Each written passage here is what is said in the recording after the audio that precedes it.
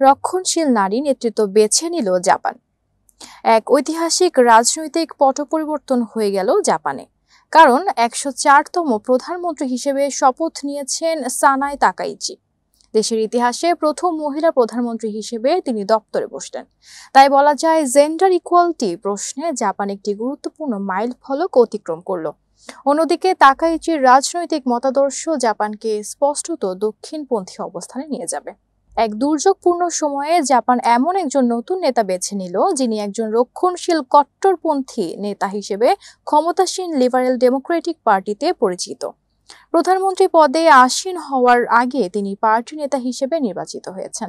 তাকাইচির মতো একজন ক্লিন ইমেজের নেতার নির্বাচন জরুরি ছিল, কেননা অর্থনৈতিক অসন্তোষ এবং রাজনৈতিক কেলেঙ্কারি এলডিপির প্রতি জনগণের আস্থা নষ্ট করে ফেলেছিল। নতুন এই প্রধানমন্ত্রীর সম্বন্ধে আরো কিছু গুরুত্বপূর্ণ তথ্য জেনে নেওয়া যাক। আগেই বলেছি, তিনি মোটেই কনভেনশনাল চয়েস ছিলেন না, বরং জাপানের প্রচলিত রাজনৈতিক ধারায় তার প্রধানমন্ত্রী হওয়াটা অনেকটা অপ্রত্যাশিত।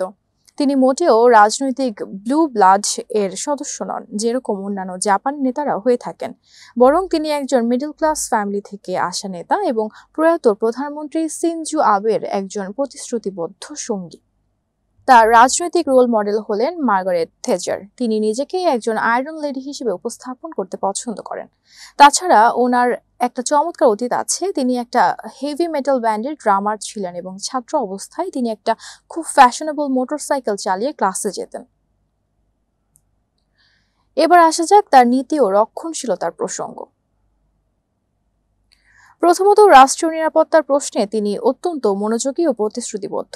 জাপানি ফোর্সকে আরও শক্তিশালী করা তার একটি উল্লেখযোগ্য এজেন্ডা। 2027 সালের মধ্যে তিনি প্রতিরক্ষা ব্যয় বাড়িয়ে জিডিপির 2% উন্নীত করার পরিকল্পনা করেছেন। অর্থনৈতিক ক্ষেত্রে তার নীতিকে বলা হয়ে থাকে নতুন অ্যাবেনোমিক্স।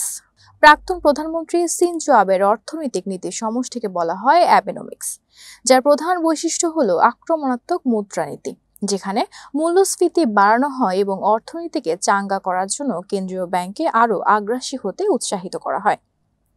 দ্বিতীয়ত, রাজস্ব একত্রীকরণ।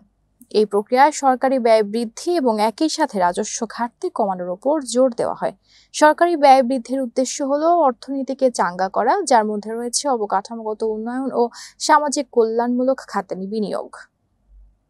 এছাড়া তৃতীয়টি হচ্ছে প্রবৃদ্ধি কৌশল, যার মানে কাঠামোগত সংস্কারের মাধ্যমে অর্থনীতির দীর্ঘমেয়াদী প্রবৃদ্ধির জন্য একটি শক্তিশালী কৌশল তৈরি করা। এবার আসা যাক তার সামাজিক নীতিগুলি নিয়ে। যদিও তাকাইচি ফেমিনিজম নিয়ে অতি উৎসাহী কেউ নন, বরং তিনি জাপানের ঐতিহ্যগত মনোভাব ধারণ করেন। পরিবারে পুরুষ মহিলার আলাদা ভূমিকা বিশ্বাস করেন। নামের শেষে হাজব্যান্ডের পারিবারিক নাম ধারণ করাটাকে শ্রেয় মনে করেন। এটা তার রক্ষণশীল মনোভাবেরই প্রকাশ। তিনি পুরোপুরি জাপানি ঐতিহ্যগত প্রতিষ্ঠান ও মূল্যবোধকে ধারণ করেন। লেবারিজমকে তিনি পছন্দ করেন না। যাই হোক, তার সামনে রয়েছে কিছু কঠিন বাস্তবতা।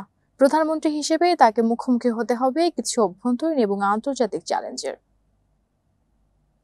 প্রথমটি হলো রাজনৈতিক অস্থিরতা, কারণ তার নির্বাচনকে কেন্দ্র করে ক্ষমতাসীন লিবারেল ডেমোক্রেটিক পার্টির মধ্যে কিছুটা ফাটল সৃষ্টি হয়েছে। পার্টির মধ্যে যারা মধ্যপন্থী, তারা এই রক্ষণশীলদের উত্থান সহজভাবে নিচ্ছেন না। অন্যদিকে প্রধানমন্ত্রী হিসেবে তাকাইচিকে নিয়োগ করার কারণে লিবারেল ডেমোক্রেটিক পার্টির দীর্ঘদিনের রাজনৈতিক সঙ্গী কোমিইতো পার্টির সাথে বিচ্ছেদ হয়ে গেছে। আন্তর্জাতিক সম্পর্কের ক্ষেত্রেও তার রক্ষণশীল মনোভাব প্রতিফলিত হবে বলে বিশ্লেষকরা মনে করেন। দ্বিতীয় বিশ্বযুদ্ধে জাপানের ভূমিকাকে তিনি ভিন্ন চোখে দেখেন। অনেক জাপানি এখনও দ্বিতীয় বিশ্বযুদ্ধে তাদের ভূমিকাকে ন্যায্যতা দেওয়ার চেষ্টা করেন, বরং দ্বিতীয় বিশ্বযুদ্ধে তাদের এই আগ্রাসী ভূমিকাকে তারা নিজস্ব প্রতিরক্ষার প্রচেষ্টা বলে অভিহিত করার চেষ্টা করেন। অনেক জাপানি নেতাই তাদের অতীত সাম্রাজ্যবাদ ও দখলদারিত্ব মনোভাবকে নিজেদের ইতিহাসের ভিন্নভাবে উপস্থাপন করেন। তাকাইচির ব্যতিক্রম নন। তার এই মনোভাব প্রতিবেশী দেশগুলোর সাথে সম্পর্কের উপর বিরূপ প্রভাব ফেলবে, বিশেষ করে সাউথ কোরিয়া এবং চায়না। ফলে উত্তর পূর্ব এশিয়ার এই অঞ্চলটি রাজনৈতিকভাবে অস্থিতিশীল হয়ে যেতে পারে। তবে যাই হোক, দেশের অভ্যন্তরে তার প্রথম চ্যালেঞ্জ হচ্ছে মুদ্রাস্ফীতি এবং উচ্চ জীবনযাত্রার খরচের নিয়ন্ত্রণ করা।